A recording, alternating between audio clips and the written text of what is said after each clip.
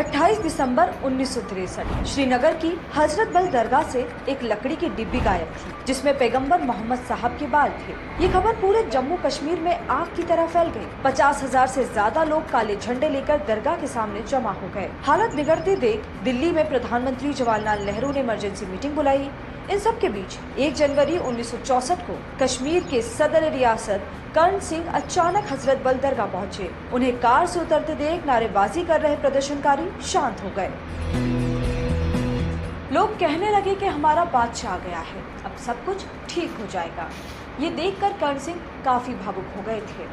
कर्ण सिंह की आमद ऐसी रही कि खुशखबरी मिली कि उसी शाम को पैगंबर मोहम्मद साहब के बाल मिल गए थे। नमस्कार, मैं नेहा। कश्मीर के ताकतवर राजनीतिक परिवारों की सीरीज परिवार राज के इस एपिसोड में कहानी डोगरा वंशज की।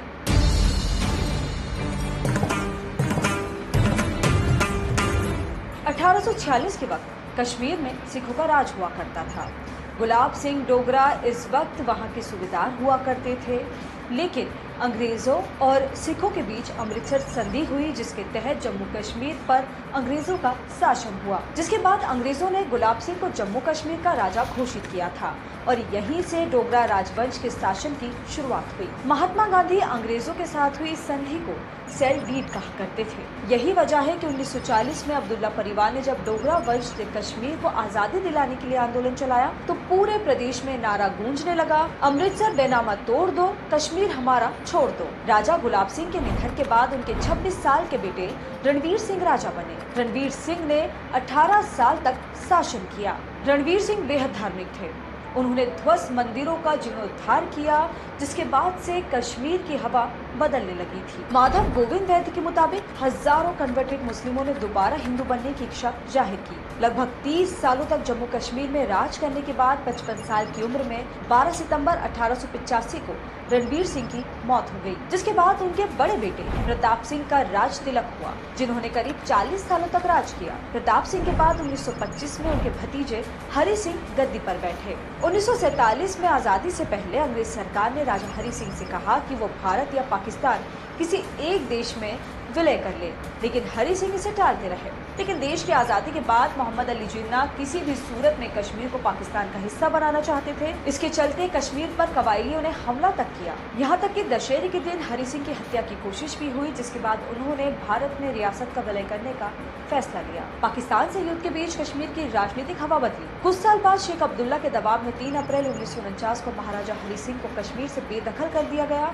और कश्मीर की कमान शेख अब्दुल्ला के हाथों में दे दी गई। शेख अब्दुल्ला भारत विरोधी भाषण देने लगे थे। कर्ण सिंह को खबर लगी कि शेख अब्दुल्ला कुछ बड़ा प्लान कर रहे हैं, जिसकी जानकारी उन्होंने जवाहरलाल नेहरू को दी, जिसके बाद शेख अब्दुल्ला के लिए अरेस्ट वारंट जारी किया गया। वारंट देखते ही शेख अब्दुल्ला चिल्लाने लगे, कहने लगे वो छोकरा कौन होता है मुझे गिरफ्तार कराने वाला, मैंने ही उसे सदर रियासत बनवाया है। हरि सिंह के बाद सदर रियासत उनके बेटे कर्ण सिंह बने, जिनका जन्म 1931 में हुआ। 1949 में मात्र 18 साल की उम्र में कर्ण सिंह जम्मू कश्मीर के युवराज बनाए गए। जब महाराजा हरि सिंह को जिंदगी भर के लिए कश्मीर से निष्कासित कर दिया गया तो उनके बेटे कर्ण सिंह को सरदार रियासत बनाया गया। 1952 से 1965 तक वो सदर रियासत रहे और 1965 से 1967 तक जम्मू कश्मीर के पहले राज्यपाल बने। 1967 में उन्होंने राज्यपाल के पद से त्याग पत्र दिया। इसी साल केंद्र में देश के सबसे युवा मंत्री बने। वो कांग्रेस के टिकट से उधमपुर डोडा संसदीय सीट से 4 बार चुनाव जीते। वो राज्यसभा सांसद भी रहे। कर्ण सिंह के बड़े बेटे विक्रमादित्य सिंह 2014 में पीडीपी में शामिल हुए, 2018 में कांग्रेस में शामिल हुए, लेकिन बड़ा नाम नहीं बन पाए। वहीं उनके छोटे बेटे आजाद शत्रु ने पहली बार 1996 में नेशनल कॉन्फ्रेंस के टिकट पर विधानसभा चुनाव लड़ा और जीता, लेकिन 2014 में वो बीजेपी में शामिल हो गए। जम्मू कश्मीर के वरिष्ठ पत्रकार मनु श्रीवत्स कहते हैं कि कर्ण सिंह के बाद उनके दोनों बेटों ने काफी कोशिश की, लेकिन इसके बावजूद भी वो कश्मीर की राजनीति में अपने आप को स्थापित नहीं कर पाए। परिवार राज सीरीज में फिलहाल इतना ही।